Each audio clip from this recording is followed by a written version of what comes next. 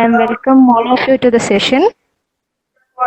The session is being conducted by Additional Skill Acquisition Program, and the session will be handled by Professor Sukesh A, Assistant Professor, Department of Electrical and Electronics in Government of Engineering, Kannur.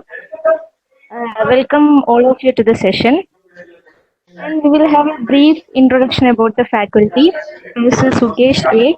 He did his BTech in Tripoli from Government College of Engineering, Kannur, MTech in Energy Engineering from NIT Tiruchirappalli, and PhD in High Voltage Engineering from IISc Bangalore. He has an experience of 12 years in the field of teaching. Also, he is currently head of Center of Excellence in System of Energy and Environment at Government College of Engineering, Kannur. He is associate editor of famous publishing Shastra Keralam. So we'll go to the first slide. This Diffie-Hellman key exchange and the birth of public key cryptography. This Diffie-Hellman key exchange is actually a turning point in the world of cryptography. So we can actually say that Diffie-Hellman key exchange was a revolution that made modern cryptography. So the area of cryptography can be classified into two types. One is before Diffie-Hellman and the other is after Diffie-Hellman. So let's see what was the status of cryptography before Diffie-Hellman. So I'm just in cryptography was this. Suppose Alice wants to send Bob a personal message. What she does, she locks it in an iron box. Okay, this is an analogy basically cryptographers use. Alice is a person who wants to convey a secret message, and Bob is the person who wants to receive that secret message. Okay. Now the question is, how do you send the secret message to Bob?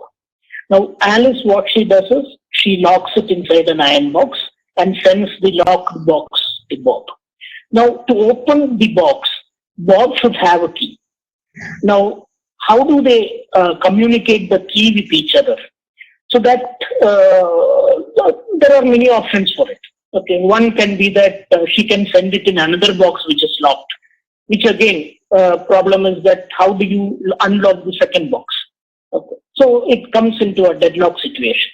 And in another situation, she can maybe hand over the copy of a key at the coffee when she meets Bob. So personal meetings and personal understanding should be there before the key is being supplied. Okay, so the key exchange, that is an inevitable scenario. That was an inevitable scenario before Diffie-Hellman. And that is the biggest nightmare, because if you want to give a secret key to a person across the coffee table, you should always you can always expect Eve. Eve is a person who always eavesdrops, trying to from Alice. Okay, so expect that Eve is a person who is at the coffee table nearby you, or maybe a supplier of the coffee. Okay, she has also access to the key then. Okay, and she can anytime decode this key as well as the messages whatever Alice and Bob sends to each other. Okay, this is a scenario there. So it is a nightmare actually. Exchanging the keys is a big nightmare. Now I'm going to the next slide. So you can see, yes. So Whitfield Diffie and Martin Hellman, they in 1976 in the journal called IEEE Transactions of Information Theory, Diffie and Hellman wrote a paper. The paper was titled as New Directions in Cryptography. Now this paper was a seminal paper. Actually, it turned the way in which we looked at cryptography. And in the first sentence in that paper is, we stand today on the brink of a revolution in cryptography. Actually, it was a revolution. Now let's see how it became a revolution. I'm going to the next slide. The idea which Diffie and Hellman propagated was like this. Alice wants to send Bob a personal message. Okay. Now, what she does is she locks message in an iron box. And she sends the locked box to Bob. Bob, after receiving the box, locks the box again with his own key. So now just imagine that there are two keys, two locks. One lock was by Alice and the other by Bob. Now Alice has the key for Alice's lock. Bob has the key for Bob's lock. Now, then Bob sends this box back to Alice. Now what happens is Alice unboxes with her key. Now there is only one lock, and the lock was kept by Bob, and Bob has a key, but now the box is with Alice. And Alice sends the box back to Bob. Now there is only one key. Bob unlocks the box with. So now if you see that here, key exchange is not necessary, because Alice does not know what Bob's key was. Bob does not know what Alice's key was. Alice has her own key, Bob has his own key. Nobody exchanges the key there. Only boxes are exchanged. Now if you look at this, the beauty of this idea is that there is no exchange required. That is the beauty of the idea, but there is a problem with this idea. The problem with this idea is, can you think of how many times the box is exchanged here?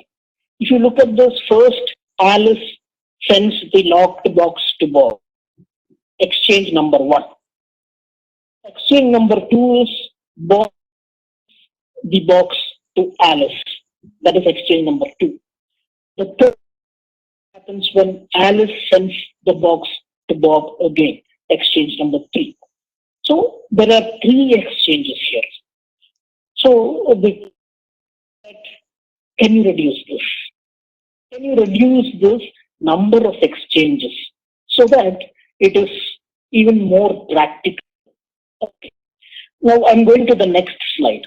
Okay, a better narrative. To context. Okay. Now Alice wants to send Bob a personal message. What she does, she locks the message in an iron box using an automatic lock. Now, this automatic lock is that you can simply click the lock to lock it. You want the key only to unlock it. You don't want the key. You just want the key to unlock it. Okay. So she locks the box with an automatic lock just by clicking.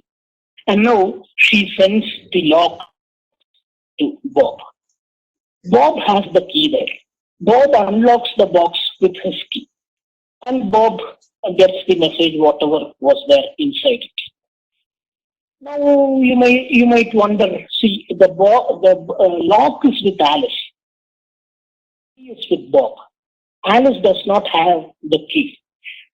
If Alice does not have the key, then how do you supply the lock to Alice? There is one way. Bob can actually make this lock a public lock. Means he can distribute it to many people around and saying that, see, this is my lock. To send messages to me. I have the key there. Nobody else has the key. Now Bob does not give his key, and the locks are available throughout the world in all the retail shops. Alice can just simply go and buy Bob's lock, keep the message inside the box, lock it, and just. Now the beauty with this idea is the first key exchange is not necessary. Alice does not need to know what he is. She just has the lock. That's it. The second beauty is that, see, exchanges have been done here. If you look at the number of exchanges that has been, Alice has sent the locked box to Bob. That is the exchange. So earlier we had seen there are 3 exchanges. Now the exchange reduces and just a simple one exchange. Okay. So here that is the beauty of this concept. Okay. Now we'll go to the next slide. So the question is, how do you implement this? Idea is good, but how do you implement it? To implement it, what do we need? We need some methodology here. Instead of consider it as encryption. So whatever lock means, encryption. Opening the lock means it is decryption. Okay, so we decryption. What does Alice do? Alice first locks this box. Means she encrypts the whole box. Okay, and whole message. Instead of box, we'll take it as a message. So Alice encrypts the message, sends the encrypted to Bob. Now, come to the first scenario wherein the pre-exchanges was there. What happens there? Bob locks it again. Means the encrypt of Alice is again encrypted by Bob, and it is sent back to Alice. Now you see, Alice, the second encryption is from Bob. Now Alice opens the box, means Alice decrypts it. What does Alice decrypt? Alice decrypts the encrypted message of Bob. So the problem with encryption and decryption is it is something like encryption. It is last on should go off first. Whatever has been done last, it should go first. Means without decrypting, you can't decrypt Alice because Alice has encrypted it first. Bob encrypted it second. Now Bob should decrypt it first. Then only Alice can decrypt. That is a practical scenario. So this is a deadlock issue. It is something like when you're wearing and you're wearing, you can't take out your socks before removing the shoe. Okay, first you need to remove the shoe, then you need to take out the socks. Something like this, similar. Okay. So this is a practical problem in implementing this. Now I'm going to the second, next slide. Okay. Here you can see the title of the slide is functions, two-way and one-way. Okay. Now let's functions from a mathematical point of view. Functions is something like a black box. You give something into the function as an input, you get something out of the function as an output. Okay. For example, suppose I have a function y equal to 2 times x. So what am I going to do for x? I'm saying x is, when I say x is 2, what does that multiplies it to and gives it back to me? So I get 4 back. So make it 4 back. So function is something like a box wherein you give some input, you get some output. So question is, if I tell you what the output is, can you see what the input is, or can you tell me what the input is? Okay. So suppose I'm saying the answer is 28. Now what will be the input? Obviously, whatever you give input, it is multiplied by 2 to get 28 is something multiplied by 2. So what is it? That something should be 14. So this is a function called a two-way function. That is, if you know the input, you know the output. If you know the output, you know the input also. Okay. So these kind of functions are called two-way functions. Now, what do we want here? What we want is, we want a one-way function. Means you can encrypt it, but you can't encrypt it without the knowledge of the key. Look at the picture there. So you have a domain. Domain is the input. You have a range. Range is the output. Okay. So from domain to range, you simply use this function f. It is easy to compute. Now, if you know the answer, computing what x was, initially the input was, should be very difficult. Okay. So f inverse should be very hard to compute. So f is very easy to compute. F inverse is very hard to compute. Okay. So that is the scenario what we want. But remember, when f inverse should be hard, The question is for whom? For whom should it be hard? It should not be hard for Bob, because for Bob, decryption should be very easy. Other than Bob, decryption should be different. So for one person, it should be easy. All the others, it should be. So that is the kind of function that we want here. Okay. So for that one person, we call this function as a trapdoor function. He has a trapdoor wherein for which he has a key, and if you open the trapdoor, for him it is very easy. For all the others, it should be tough. Okay, so we want a one-way function to implement this idea. So I'm going to the next slide. Now let's look at exponents. Exponents is one way through which we can implement this. For example, suppose I have a function 3 power x, okay? And if I take x equal to 2, what is the answer? 3 power 2, I'll get 9. So if I tell you 9, if I give you the answer as 9, can you tell me what x is? It's simple. Again, 3 power something is 9. So what is that something? It is 2. Okay. Now if I tell the answer is 81, then what should be x? Is 81. So what is that something? That something is nothing. 3 power 4, you will get 81 again. Okay, so it is easy there. Now let's try to complicate matters a little bit. Okay, suppose I'm taking congruences here. So I'm dividing by 7 and finding the remainder. Okay, so x is 1. I have 3 power x is 3 power 1, that is 3. You can see the table there. Okay, now I'm dividing that 3 by 7. My remainder will be 3. The third column, the third row is 3. Okay. Similarly, for x2, I'll get 9 as 3 power x and congruence as 2. For 3, I'll get 27 as 3 power x. Now I'll divide 27 by 7 and I'll get a remainder of 6. Now you can see that just concentrate on the remainders alone. Remainder 3, 2, 6, 4, 5, 1. Everything is different number. Okay. Now what about x equal to 7? When I take x equal to 7, I get 3 power 7, which is nothing but 2187. Okay. And if I divide it by 7, the remainder will be 3. Okay. Now look at the remainder. Remainder is 3.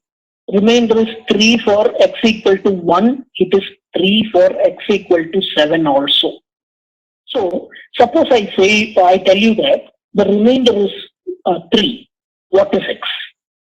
You can't for sure say that x is 1. X can be 1. X can be 7 also. Okay, and even x can be after 7, 8, 9, 10, 11, 13.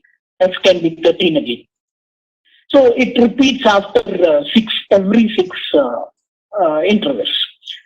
So for small numbers, again, it is very easy to compute.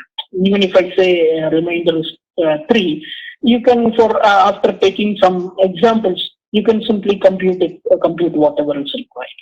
But when the numbers are really, really large, then it is very difficult to find out from the remainder. Okay, I'm going to the next slide. Suppose, okay, we'll take an example from cryptography itself. Suppose I have a message, and the message is power to the people. I want to send this to a person. Okay, now I want to encrypt this message. So the message power to the people, what we'll do is we'll take 2 letters at a time. So the first 2 letters, P-O as a block, W-E as the second block, R-T as the third block. I'm ignoring all the blanks. Okay, let the blanks go. Now you can see that P-O-W-E-R-T-O-P-H-E-P-E-O-P-L-E. This is the message that I want to send. Now let me convert this message into numbers. So look at the there is a table, plain text, numbers and jam things. In that, for the plain text P is the first letter. The third letter is 16. It is the 16th letter in the alphabet. O is the 15th letter. So I'm writing 16, 15. Similarly, for every letter, I'm writing its own number. And then I'm clubbing these two together. So P and O is a single block. P is 16, O is 15. So I'm writing it as a single number, 1615. Now, in the second message, you can see that the first number, second number is 5. 5 is a single digit number. Okay, I'm making it 2 digits, adding a 0 before. So 05. So 2305 is my number there. Okay, I'm jamming it together. Now, if you have two single digit numbers, for example, look at HE. H and E has H as 8 and E is 5. So you have 0805. So the number is 805 because the doesn't have any meaning. Okay. Now we'll select the modulus. Okay. Now, how do you select the number? Earlier we had divided by 7. Now I want to divide with a number. Now, to make things more complicated, let me see what is the biggest number. Now, the biggest possible number is 26, isn't it? The biggest value 26. So if I have two Z's together, Z26, Z26, the largest number possible is 262. So I select a prime number. Prime numbers are very important in cryptography. So I'll select a prime number here, which is greater than 2626. Okay. So let me, for example, say I'm selecting 2819, which is a prime number. Okay. Now, what is my encryption protocol? The encryption protocol is P. P is my plain text. That is my message, original message. I am raising that message with a key, with some key. Okay, I'll call it as encryption key. And I'm dividing it and finding the congruence, and I'm getting the result as the congruence. That is, C is my secret message. Okay, P is my original message, C is my secret message. I can write this mathematically as C is congruent to P power E mod 2819. Right. Now, how do you select the key? That is the number E. So what should be my number E? That is the question. Now, we have, there are different kinds of keys. All the keys is, in this case, I'm dividing with P, right?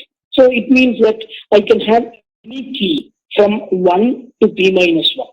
So 1 to P minus 1, I can have any key. With this, there are possibilities of 1 up to 2818. Okay, so there can be 2818 keys, but all these keys are not good. Some keys are bad, some keys are horrible. Okay, so what are the bad keys? Right, 2818, that is P minus 1. 2818 can be factored as 2 into 1409. Here 1409 is a prime number. So that means that I should not have any factors of 2. I should not have 1. So out of the 2818 keys, all the even numbers are bad. Okay. So if I take the total number of even numbers, I'll get 1409. There are 1409 those even numbers. Remaining odd numbers is again 1409. Out of this 1409 itself will be there. That is a prime number. So it is also a factor of 2818. I need to remove also. So the total number of possible keys is 1409. Now I'm going to the slide. Okay. So suppose I'm taking the key. Okay. You can take any key out of all these good keys. 769. So let me again give you the plain text, POWERT, etc. The numbers in the second row. In the third row, I have them put together. Now, since 769 is the key, I am raising 1615 to 760. Dividing by 2819, and I'll get the remainder as 1592. In the second case, 2305 is raised to 769 and divided by 2819. Okay, like that. Remainders I'll get. Now, this is my secret. And I'll send this secret. That is, Alice will send these numbers to Bob. Now, the question is, how will Bob decrypt this? So, to decrypt it, obviously, decryption is operation. In addition, we had raised it to a power. Decryption is the root of that. Find 769th root of 1592 number. If I do that, I'll get it as 1.0096. See, that number is, I don't have any information in that number. That information is lost. Okay, so in the next point, we will see is congruent to P power E mode 2819. That is the encryption process. Instead of finding this square root, I'm doing something else. What am I doing? Raising it to some other number. Okay, so I'm raising it to some number E bar. So C power E bar. So that I'll get P as the congruent. P is my message. So decryption is raising to C power E bar to get the congruence of P mode 2819. Okay. Now the question is, what is this E bar? So before that, I know that. So I'm substituting instead of C, I'm substituting P power E. So P power E whole power E bar. Okay. So I P. Now in the next theorem, next slide. Remember Fermat's here. Fermat's little theorem, which says that for any prime number P, K power P minus 1 is congruent to 1 mod P. That means you take any number, raise that number to this particular prime number minus 1, and you divide it by P. You will always get the remainder as 1. Okay, so this is Fermat's little theorem. We have studied it in earlier module. So I use this here. So for me, P is 2819, right? So suppose I'm raising P, capital P is the or my message. So I'm raising that message to 2818, which is P minus 1. Okay. Then according to I should get that. Okay. Now 1 is nothing but P power 0, right? So I can say that P power 8 is congruent to P power 0 mod 2819. Okay. So now if you remember from the last slide, P power E into E bar. Okay, P power E into E bar was P. Inverse, multiplicative inverse of E. So again, we have already studied Euclid to find the inverse. So that can be used to find E bar. So decryption key is also simply, you can find it as for 769, it will come as 1693. Okay. Now, let's look at the ciphertext again. So ciphertext is 1592. That is the secret that I have sent to Bob. Is 1592 783 264 like that. Okay. Now I'm raising this to 1693. When I'm raising it to 1693 and finding the mode, first 1592 I will get 1615. For the second 783 I will get 236. Okay. So I'm splitting it into two numbers. 1615 is 16 and 15. 05 is 235. Okay. Now if I reconstruct this, I'll get the that is power to the people. Okay. This is how this whole algorithm works. The next slide. In summary, Alice and Bob needs to pick up a prime number that larger than the largest possible plain text number. Choose a key E, which in such a way that the GCD of E and P minus 1 is 1. That means this is the inverse. So for every multiplicative inverse, the property is that E and P minus 1 should be rotating prime, or the GCD of both should be 1. Okay. And Bob calculates D equal to E bar, which is the decryption key. Now, Alice encrypts using C congruent to P power E mod P. Bob decrypts using P congruent to P power D mod P. Go to the next slide. Okay. Now, what will be Eve's strategy? Eve decrypt this. So the question is that Eve do. That is, Eve should find a number E. E is here. Eve does not know E. So she should find it. What does she have? She has C is congruent to P power E mod B. That is how Alice has encrypted this. So that she knows. This problem is called the discrete logarithm problem. Okay. Now, there are different ways of attacking this. It's called the brute force attack. Okay. In brute force attack, try all the possible. Eve has got this message. She knows that 2819 is the prime number. So she knows there are 1408 good keys. Try every possibility. Two, then try 1, then try 3, then try 5, like that. Try everything on all these 1408 good keys.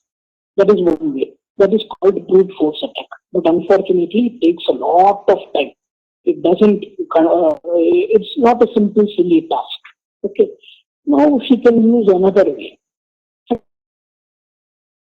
has got hold of the secret message. Okay. So that means that she has the ciphertext. So the ciphertext created by Alice, that is C, she knows that C is P power, where P is the original message. Original message is there, C, which is P, the secret message is there C, and E is the key. Okay. Now from C equal to P power E, if you take logarithm on both sides, you will get E log C to the base P. Okay. So you should find log. Now what is my C? For the first case, the C is, that is the secret was 1592. The original message was 1615. So what should I do? I should find log 1592 to the base 16. Again, if you use a calculator to do this calculation, you will get it as 0.9981, which is nowhere related to my key. So simply taking the logarithm will not work. So we need something else. Okay. So what is that something? That is the solution for the discrete logarithm problem. Okay. I'm going to the next slide. So in more mathematical terms, instead of using all these messages, I'm simply taking G as the primitive root. Again, we have studied primitive root earlier. Primitive root of the field Fp. And suppose H is a non-zero element of Fp, then T is congruent to H mod P. That is what I want to find. Okay. This is the same as whatever I have said earlier. Same, except that instead of that number, I have given the primitive root. Okay. So, yeah.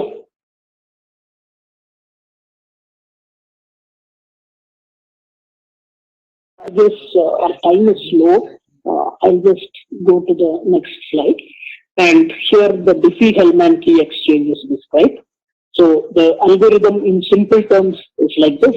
Alice and Bob decides on a numbers P and G and publish them to everyone. Everyone knows P and G. This is called a public key. Okay. So there is no secret here. Alice chooses an integer A and keeps it a secret. Bob chooses an integer B, keeps it a secret. Alice computes capital A is congruent to G power A mod B. A, small a, Alice only knows. That is her key. Now, she sends this A to Bob. What Bob does, Bob has his own secret B, small b. Okay. Using this, he calculates capital B is congruent to G power B mod B. He sends B to Alice. Now what Alice does, Alice computes A dash, which is nothing but capital A mod B. And Bob computes B dash, which is nothing but capital A, B dash congruent to capital A power B mod B. Now the last line here, we have proven that both are same. Whatever Alice computes, whatever Bob computes, it's the same. Let's start from Alice. Alice has A dash, which is congruent to B power A. That is what Alice does. She gets B from Bob, B power A she computes. So A dash is congruent to B power A. What is capital B? Capital B is nothing but G power B. So substituting, I get G power B whole power A, which is nothing but G power AB, which I can write as G power A whole power B, which is nothing but, what is my G power A? My G power A is capital A. So if I substitute, I get capital A power B, which is nothing but B dash. So whatever Alice computes, whatever Bob computes, it is the same. So next slide again I skip because it's a same kind of example with different numbers. Okay. Now I go to the last slide, which is dilemma, Diffie-Hellman problem. Here I'm stating it in mathematical terms. Eve knows A and B. A is the message that Alice sends to Bob. B is the message that Bob sends. Both messages are known to Eve. So she knows what G power A is and what G power B is. She also knows G and P. G is the primitive prime and P is the prime. This is already made public. Okay, so she knows both G and P. Now using this, she has to compute A and B. Okay, so this is called the discrete logarithm problem. And if you are using number of messages like this to compute A and B, that is called a known plain text. And if you are using this, then you will get the Diffie-Hellman problem. Diffie-Hellman problem and discrete logarithm problem are both one and the same, given in a different context. That's it. So Diffie-Hellman problem can be stated as, let P be a prime number and G be an integer. Compute the value of G power AB from the known values of G power A and G power B. That is the Diffie-Hellman problem. So in the next slide, Diffie-Hellman key exchange algorithm. Same thing, I put it in a box, nothing else. So first, G and P is public.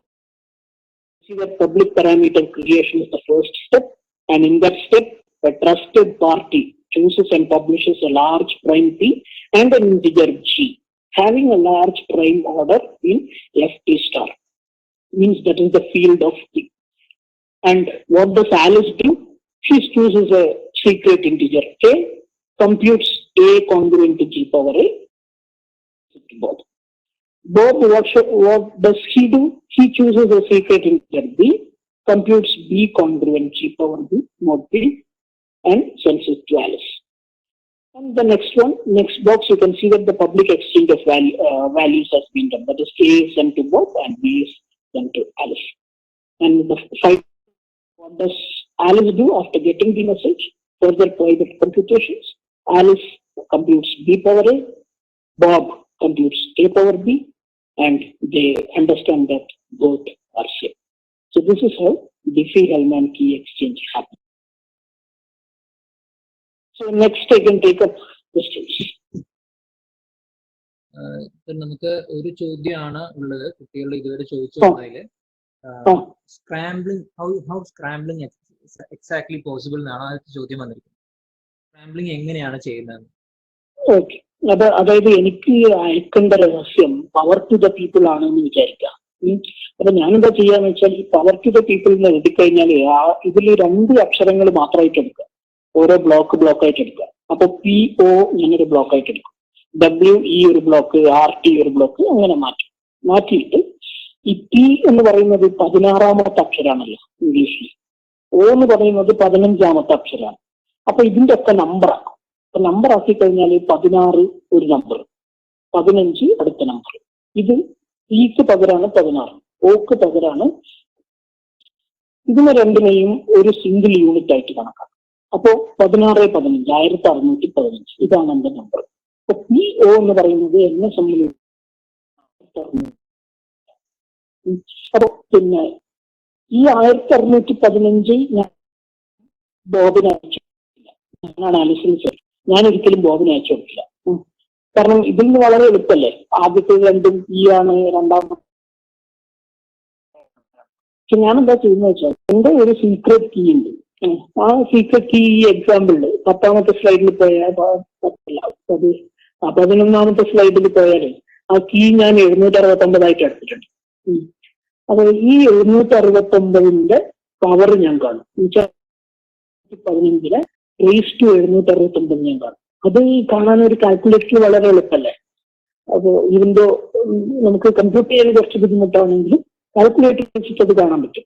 അപ്പൊ അങ്ങനെ കണ്ടിട്ട് എന്റെ prime number ഞാൻ ആദ്യം select ചെയ്തിട്ടുണ്ട് 2519. അപ്പൊ അതിനെ കൊണ്ട് ഞാൻ ഡിവൈഡ് ചെയ്യും. എന്നിട്ട് ഞാൻ അതിന്റെ ശിഷ്ടം കാണും 1592. അപ്പൊ ഈ ശിഷ്ടം വെച്ചിട്ട് നിങ്ങൾക്ക് ഈ തിരിച്ച് പിയും ഓയും ഉണ്ടാക്കാൻ ബുദ്ധിമുട്ടാണ്. ഇതാണ് ഈ ഡിഫി-ഹെൽമാൻ കീ എക്സ്ചേഞ്ചിൽ ക്രക്സ് എന്ന് പറയുന്നത്. അതായത് പിന്നെ ശിഷ്ടങ്ങളിൽ നിന്നും നമുക്ക് ഒറിജിനൽ മെസ്സേജിലേക്ക് ടേക്സ് ടൈം. സാധ്യമല്ല എന്നല്ല, സാധ്യമാണ്, പക്ഷെ it takes time, lot of time. കാരണം നമ്മളുടെ ഈ നമ്പർ പൊതുവെ ഇവിടെ എക്സാമ്പിളിൽ 2519 എന്ന് പറഞ്ഞെങ്കിലും പൊതുവെ ആരും എടുക്കാറില്ല, അത് മണ്ടത്തരാണ്. അപ്പൊ എടുക്കുന്നുണ്ടെങ്കിൽ വലിയ ടൈം 100 ഡിജിറ്റ് എടുക്കുക. അങ്ങനെ എടുത്തു കഴിഞ്ഞാൽ ഇത് വളരെ ടഫാണ്. എക്സാമ്പിളിന് ഈ ചെറിയ നമ്പർ വെച്ചിട്ട് പറഞ്ഞു എന്ന് മാത്രമേ. ക്ലിയർ ആണ്? ഇനി ഒരു ചോദ്യം കൂടി ഉണ്ട്. അർച്ചന ആർന്നാർ എന്ന കുട്ടി നേരത്തെ ചോദിച്ച ചോദ്യമാണ്. 26 എന്നൊരു നമ്പർ 2626 എന്നൊരു നമ്പർ എങ്ങനെയാണ് സെലക്ട് ചെയ്യുന്നത്? അതെ,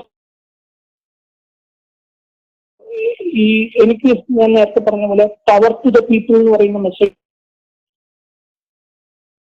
ഈ മെസ്സേജില് എന്റെ പിന്നെ പി ഞാൻ 16 എടുത്തല്ലോ, അത് 16ാമത്തെ അക്ഷരമായതുകൊണ്ടാണ്. അപ്പൊ ഇതേപോലെ ഏറ്റവും വലിയ അക്ഷരം ഏതായിരിക്കും, ഏറ്റവും വലിയ നമ്പർ വാല്യൂ ഉള്ള അക്ഷരം ഏതായിരിക്കും? അത് സെഡ് ആവും. അപ്പോ സെഡ് ആണെന്നുണ്ടെങ്കിൽ ഒരു മെസ്സേജിൽ ഈ പവർ ടു ദ പീപ്പിളിൽ സെഡ് ഇല്ല, പക്ഷെ സെഡിന്റെ മെസ്സേജ് ഉണ്ടാവാമല്ലോ. അപ്പോ അങ്ങനെ സെഡ് വരുന്നുണ്ടെങ്കിൽ ആ സെഡിന്റെ വാല്യൂ 26. ഒരു സെഡിന്റെ തൊട്ടടുത്ത് വേറൊരു സെഡും വരുന്നു എന്ന് വിചാരിക്കുക. പസിൽ എന്ന് പറയുന്ന ഒരു വാക്ക് ആണ് PUZZL. അതിന് 2 സെഡ് വരില്ലേ ഒരുമിച്ച്? അപ്പൊ 2 സെഡ് ഒരുമിച്ച് വന്നാൽ അതിന്റെ നമ്പർ 26 ആവും, അതായത് 2600. അപ്പൊ അതാണ് എന്റെ ഏറ്റവും വലിയ നമ്പർ ഉണ്ടാവുക. ഈ നമ്പറുകളെല്ലാം ഞാൻ സെപ്പറേറ്റ് ആയിട്ടാണ് ബ്ലോക്ക് ആയിട്ടാണ് അയക്കുന്നെങ്കിൽ ഏറ്റവും വലിയ നമ്പർ ഉണ്ടാവാൻ സാധ്യതയുള്ളത് ഈ സെറ്റും ഒരുമിച്ച് വരുന്നതാണ്. അത് 2626. അപ്പൊ ഞാൻ സെലക്ട് ചെയ്യേണ്ട പ്രൈം നമ്പർ എന്ന് പറയുന്നത് ഈ 2626-നേക്കാളും വലിയൊരു പ്രൈം നമ്പറാണ്. അതുകൊണ്ടാണ് ഞാൻ 2819 എടുത്തത്.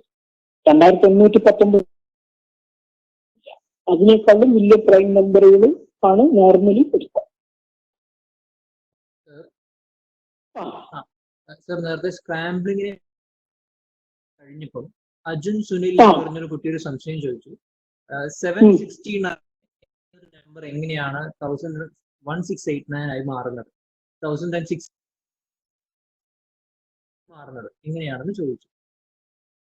1689 പോകുന്നത്.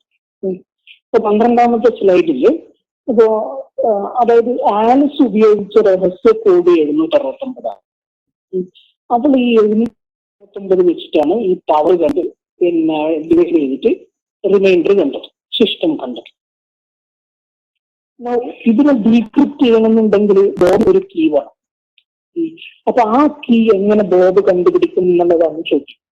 അപ്പൊ ആ കീ കണ്ടുപിടിക്കണം എന്നുണ്ടെങ്കിൽ അതിന്റെ പ്രോപ്പർട്ടിയാണ് പിന്നെ നമ്മള് 11ാമത്തെ സ്ലൈഡിലേക്ക് പോയാൽ ലാസ്റ്റ് ലൈനിൽ എഴുതിയിരിക്കുന്നത് പവർ ഇ ബാർ. അതിൽ ഈ സ്മോൾ ഇ ആണ് ആലിസിന്റെ കീ, ഇ ബാർ ആണ് ബോബിന്റെ കീ. ഓക്കെ, ഇപ്പൊ ബോബിന് ഇപ്പൊ ഇ ബാർ കണ്ടുപിടിക്കണം, അതാണ് ബോബിന്റെ ആവശ്യം. ആലിസ് ആണ് ഇ ഉപയോഗിച്ചിട്ടുള്ളത്.